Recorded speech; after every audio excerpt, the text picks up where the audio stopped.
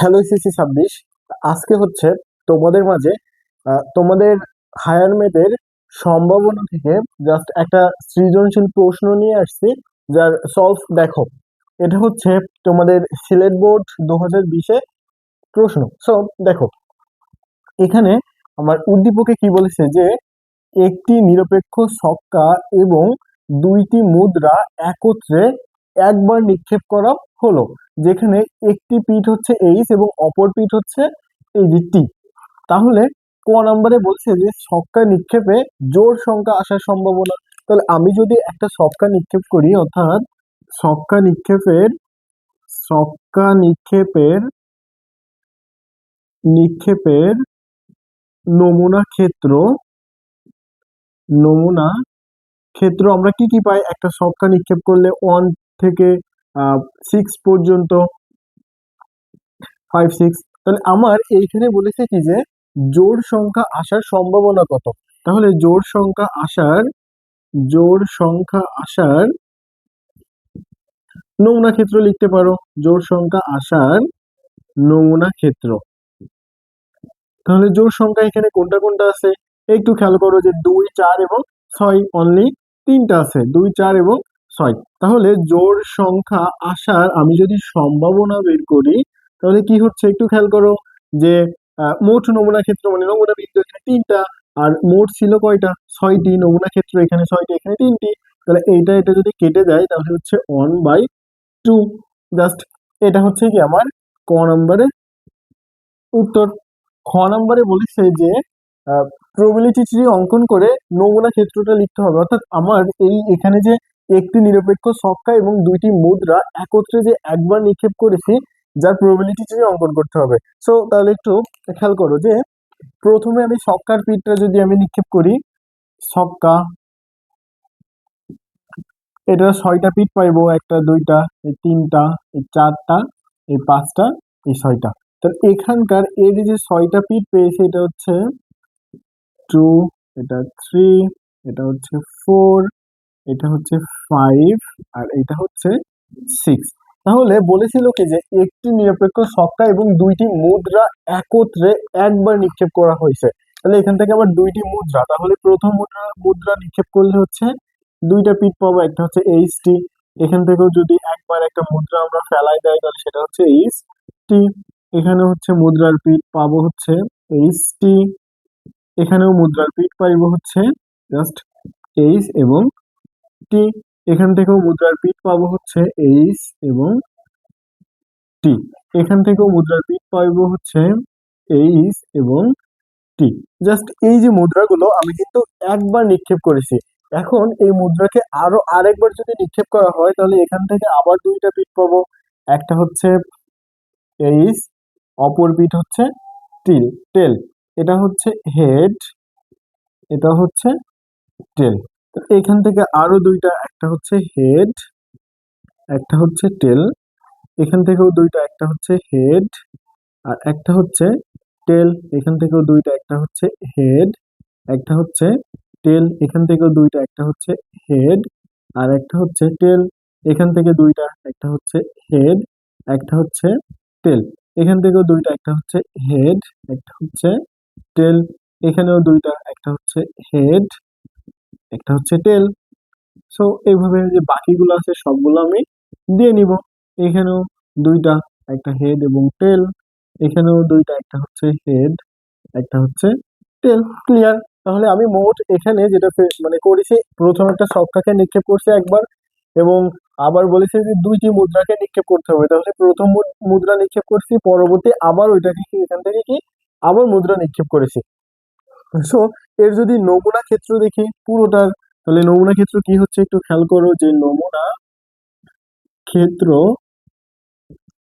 সমান প্রথম হচ্ছে on H H, on H H, পরে হচ্ছে on H T, on H T, পরে হচ্ছে on T H, on T H, পরে হচ্ছে on T T, on T টি।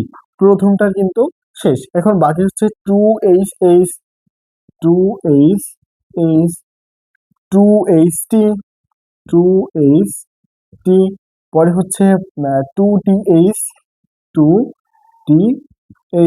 পরে হচ্ছে 2tt এটারও শেষ, তারপরে হচ্ছে এটা, তাহলে এখানে হচ্ছে 3h পরে হচ্ছে 3ht পরে হচ্ছে 3th পরে হচ্ছে 3tt 3 শেষ, তারপরে হচ্ছে 4 অর্থাৎ 4h পরে হচ্ছে 4ht পরে হচ্ছে 4th পরে হচ্ছে 4tt 5h 5h 5ht পরে হচ্ছে 5th আর একটা হচ্ছে 5tt লাস্ট হচ্ছে 6h পরে হচ্ছে 6ht পরে 6th আর হচ্ছে 6tt জাস্ট। তাহলে এই যেটা আমি পেয়েছি এইটা হচ্ছে আমার গ নাম্বারের উত্তর, এই যে নমুনা ক্ষেত্র যেটা পেয়েছি। সো দেখো তো এটা ক্লিয়ার না? পরে হচ্ছে এটা হচ্ছে খ নম্বরের উত্তর। পরে গ নম্বরে বলেছে যে ছক্কায় বিজোড় আর মুদ্রায় একই পিঠ এবং ছক্কায় মৌলিক সংখ্যা ও মুদ্রায় বিপরীত পিঠ ওঠার সম্ভাবনা কত, সেটা আমাকে নির্ণয় করতে হবে। তাহলে আমার যে নমুনা ক্ষেত্রটা পেয়েছি এটা জাস্ট লিখে নিতে হবে। এটা হচ্ছে আমার খ নাম্বার শেষ। এখন গ নাম্বারে বলেছে কি একটু খেয়াল করো যে গ নাম্বারে জাস্ট তোমরা কি করবা যে খ থেকে পেয়ে এই যে নমুনা ক্ষেত্রটা এটা কিন্তু আমরা খ থেকে পেয়েছি সেটা এখানে লিখে নিবা যে এটা আমরা খ থেকে পাই। So, এখন দেখো আমার এখানে কি বলেছিল যে মুদ্রায় ছক্কায় বিজোড় আর মুদ্রা একই পিঠ, তাহলে ছক্কায় বিজোড় ও মুদ্রায় একই পিঠ এর নমুনা ক্ষেত্র তাহলে দেখো তো বলেছে ছক্কায় হচ্ছে বিজোড় হইতে হবে আর মুদ্রায় একই পিঠ, তাহলে এখানে কোনটা কোনটা আছে যদি একটু খেয়াল করি যে এখানে এক বিজোড়, আবার হচ্ছে আহ এখানে হচ্ছে একই পিঠ এই একটা আছে, আর হচ্ছে এখানে 2 নিতে পারবো না, তার মানে এখানে 3 এটা নিতে পারবো এখানে হচ্ছে বিজোড় লাগবে তার মানে এখানে 5 এটাও নিতে পারবো, আর হচ্ছে নিতে পারবো না যেটা বলেছিল কি ছক্কায় বিজোড় হইতে হবে। দেখো 1 3 এবং 5 এই তিনটাই কিন্তু বিজোড় সংখ্যা এবং মুদ্রায় একই পিঠ, দেখো তো এইচ মানে একই পিঠ আছে। সো তাহলে আমরা কি কি পাইলাম যে অন এইচ পরে হচ্ছে অন টি আর একটা হচ্ছে 3h আর হচ্ছে 3tt আর একটা হচ্ছে 5h আর একটা হচ্ছে 5tt। তাহলে আমি এখানে নমুনা যদি আমি এর সম্ভাবনা বের করি যে ছক্কায় বিজোড় ও মুদ্রায় একই পিঠ আসার সম্ভাবনা যদি আমি বের করি, সম্ভাবনা সমান এখানে নমুনা বিন্দু কয়টা পেয়েছি দেখো তো 1 2 3 4 5 6টা 6 মোট নমুনা ক্ষেত্র কয়টা ছিল এখানে, এখানে কিন্তু মোট নমুনা ক্ষেত্র হচ্ছে 24টি। তাহলে এখন এখানে কি হচ্ছে 6/24 এটা কেটে দিলে থাকে হচ্ছে 1/4। এটা পেলাম হচ্ছে ছক্কায় বিজোড় এবং মুদ্রায় একই পিঠ আসার সম্ভাবনা। এই যে 24টা পেয়েছে কিন্তু মোট নমুনা ক্ষেত্র এটা কিন্তু 24টা। ক্লিয়ার? এখন তোমরা চাইলে এখানে লিখে নিতে পারো যে মোট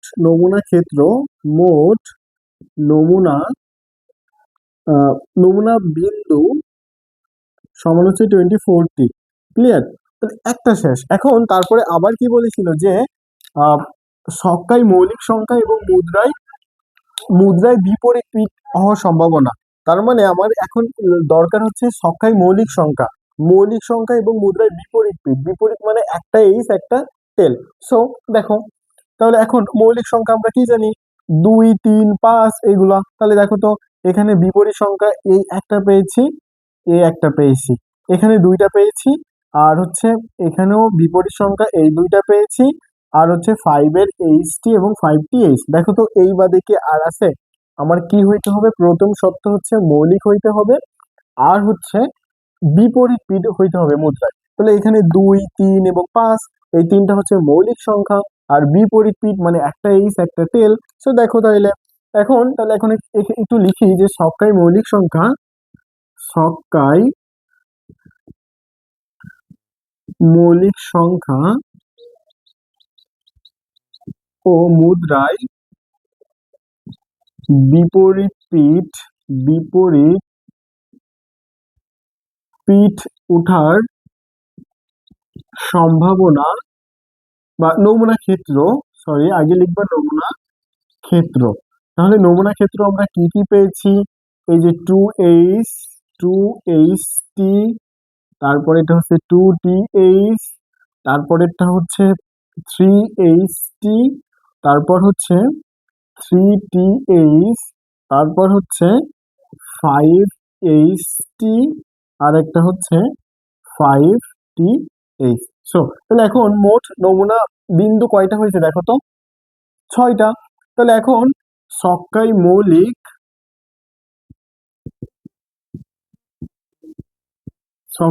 মৌলিক ও মুদ্রায় একই পিঠ আসার সম্ভাবনা আমি কি পাচ্ছি, যে মোট হচ্ছে এখানে নমুনা বিন্দু হচ্ছে 6টা, আর মোট আমি এর নমুনা বিন্দু কত পেয়েছিলাম? 24টা। এটা কাটাকাটি করলে 1/4। তাহলে আমার এখানে কিন্তু জাস্ট উত্তর আমি কয়টা পেয়েছি? 2টা পেয়েছি। প্রথমত উত্তর হচ্ছে এটা একটা, আর দ্বিতীয়ত উত্তর হচ্ছে এটা একটা। সো দেখো তো তোমরা কি বুঝতে পেরে